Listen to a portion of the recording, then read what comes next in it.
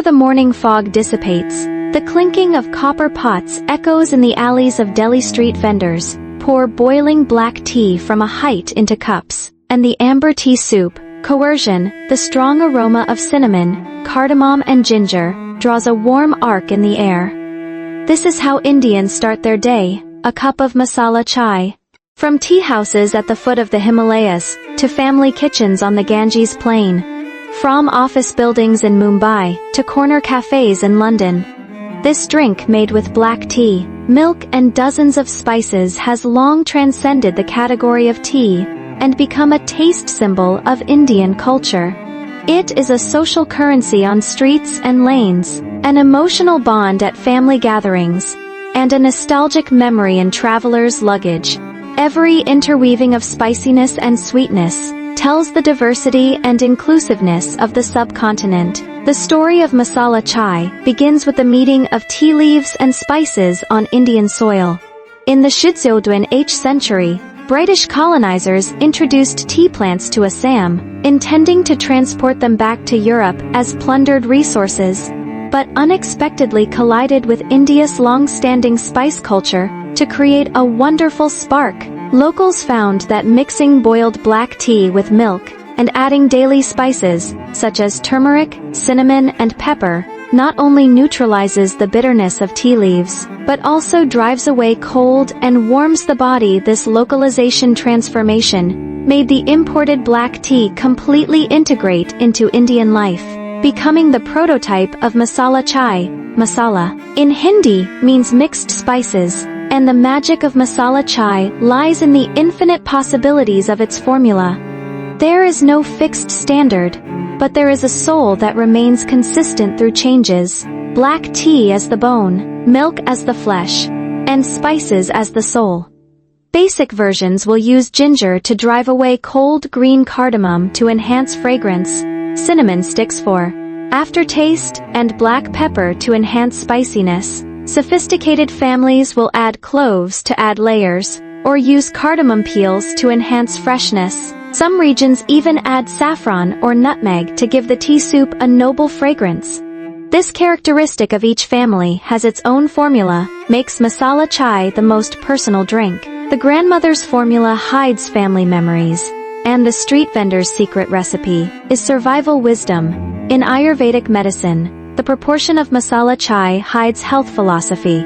Ginger and black pepper are hot, which can balance the humidity and cold in the rainy season.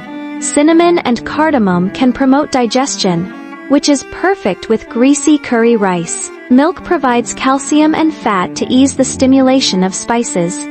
This concept of food as medicine has elevated masala chai from a daily drink to a good recipe for balancing the body. As the Indian proverb says, a cup of masala chai is better than 10 herbs. Making masala chai is a gentle game with fire, and the copper pot kulad is an indispensable artifact. The inner wall of the traditional copper pot forms a warm patina due to years of simmering tea. The microscale release of copper ions can make the tea soup smoother. This ancient choice of utensils hides Indians' simple cognition of materials. Modern families may use stainless steel pots, but street vendors still stick to copper pots.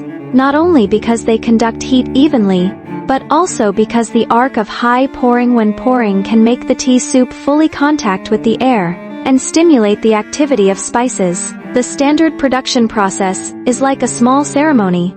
First boil water, put in mashed fresh ginger and whole spices. Simmer on low heat for minutes to fully release the spiciness and aroma into the water. Then add black tea leaves, usually broken tea with CTC process. With a stronger taste, continue to simmer until the tea soup turns dark amber. Finally pour in milk. Stir over medium heat until the edge of the liquid is covered with fine foam. This layer of milk foam is the key to judging whether masala chai is authentic, which means that milk, tea leaves and spices have been completely integrated.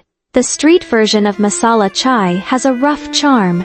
Vendors set the copper pot on the charcoal fire, stir with a long-handled spoon while chatting with customers. When the tea is ready, they will pour it repeatedly between two cups locally called chai ferry. The boiling tea soup cools down in the air for a while, and at the same time mixes with more oxygen, making the aroma more unrestrained. This not paying attention to precise proportion, only relying on feel and experience approach, makes every cup of street masala chai unique, with the temperature and temperament of the maker. India. Masala tea shops, chaiwala, are more important social centers than cafes. Whether it's white-collar workers in Delhi, camel drivers in Rajasthan, students or politicians, they will sit around in tea shops, discussing current affairs, exchanging gossip, or negotiating business over a cup of tea.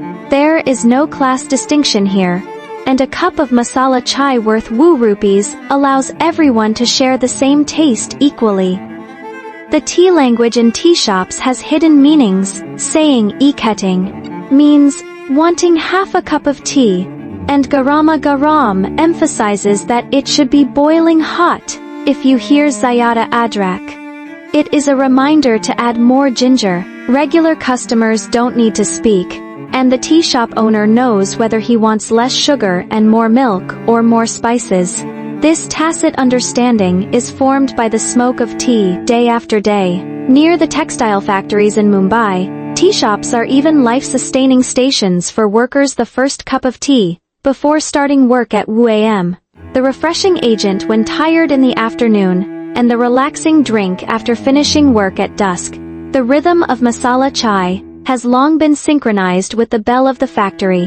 Masala chai in family scenes is full of warmth.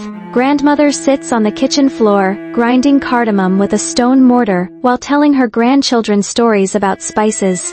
Before her daughter gets married, the mother will write down the family's spice formula on paper, telling her to warm the days of her in-laws with the temperature of tea.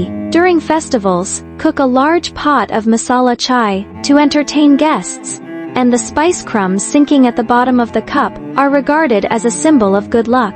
This habit of integrating emotions into the tea soup makes masala chai the taste synonym of home.